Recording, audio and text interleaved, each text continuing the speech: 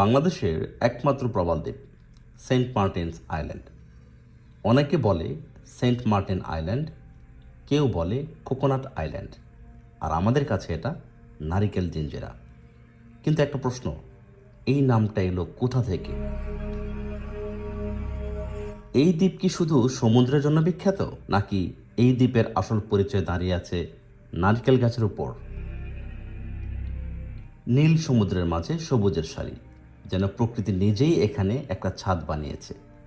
এই নারিকেল গাছগুলো শুধু সৌন্দর্য না, এগুলো এই দ্বীপের ঢাল।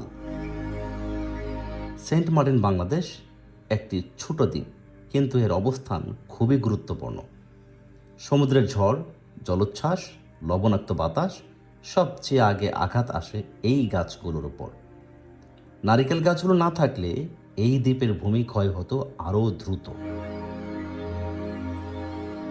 নারিকেল গাছের শিকড় মাটিকে শক্ত করে ধরে রাখে, লবণাক্ত পরিবেশে টিকে থাকতে পারে, ঝড়েও সহজে ভেঙে পড়ে না, বাতাসের গতি কমায়।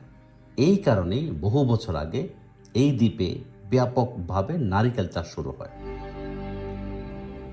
অনেকে সেন্ট মার্টিন আর সেন্ট মার্টেন এর সাথে গুলিয়ে ফেলে, কিন্তু ক্যারিবিয়ানের সেন্ট মার্টিন আলাদা, আর আমাদের সেন্ট মার্টিন বাংলাদেশ হলো দক্ষিণের এক নিঃশব্দ দ্বীপ। একসময় আরব বণিকরা এই অঞ্চলে আসতো। সমুদ্র পথে চলাচলের সময় দূর থেকে তারা যে জিনিসটা সবচেয়ে বেশি দেখত তা হলো নারিকেল গাছের সারি। সেখান থেকেই নাম নারিকেল জিঞ্জিরা। আজকের দিনে যখন আমরা একটি সেন্ট মার্টিন ট্রাভেল ভ্লগ বানাই অথবা Saint Martin island drone shot দেখি, যে দৃশ্যটা সবচেয়ে বেশি চোখে পড়ে তা হলো নারিকেল গাছের সবুজ রেখা।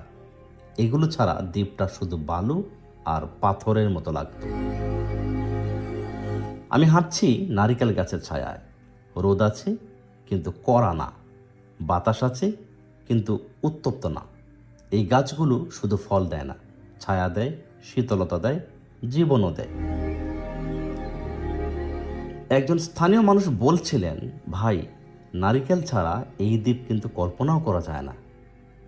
নারিকেল বিক্রি হয়, খাবার হয়, তেল হয়, পানি হয়। এই গাছগুলো দ্বীপবাসীর অর্থনীতির অংশ।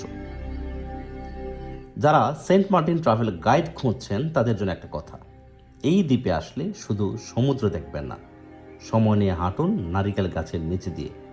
সকাল বা বিকালে ড্রোন উড়ান, তখন বোঝা যাবে কেন এটা বাংলাদেশের বেস্ট প্লেসেস টু ট্রাভেল তালিকায় আছে। গোল্ডেন আওয়ার এ নারিকেল গাছের ছায়া যেভাবে বালুর উপর পড়ে, ওটা আলাদা এক দৃশ্য। যদি আপনি ট্রাভেল বাংলাদেশ কন্টেন্ট বানান, এই শট অবশ্যই মিস করবেন না। কিন্তু একটা বাস্তবতা আছে, ট্যুরিজম বাড়ছে, রিসোর্ট বাড়ছে, কাটা হচ্ছে গাছ। যদি নারিকেল গাছ কমে যায়, এই দ্বীপের ভারসাম্য নষ্ট হবে।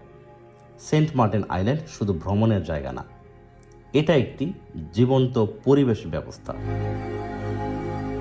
সূর্য ডুবে যাচ্ছে, নারিকেল গাছের ছায়া লম্বা হচ্ছে। হঠাৎ মনে হলো এই গাছগুলোই আসল ইতিহাসের সাক্ষী। মানুষ বদলেছে, রাজনীতি বদলেছে, ট্যুরিজম বদলেছে, কিন্তু নারিকেল গাছগুলো এখনও দাঁড়িয়ে আছে।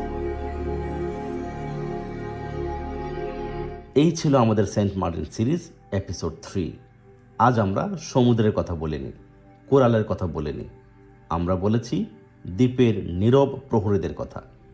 আপনি যখন পরের বার সেন্ট মার্টিন আইল্যান্ডে যাবেন, শুধু ছবি তুলবেন না, একটু থামবেন, নারিকেল গাছের দিকে তাকাবেন। হয়তো বুঝতে পারবেন কেন এই দ্বীপের নাম কোকোনাট আইল্যান্ড।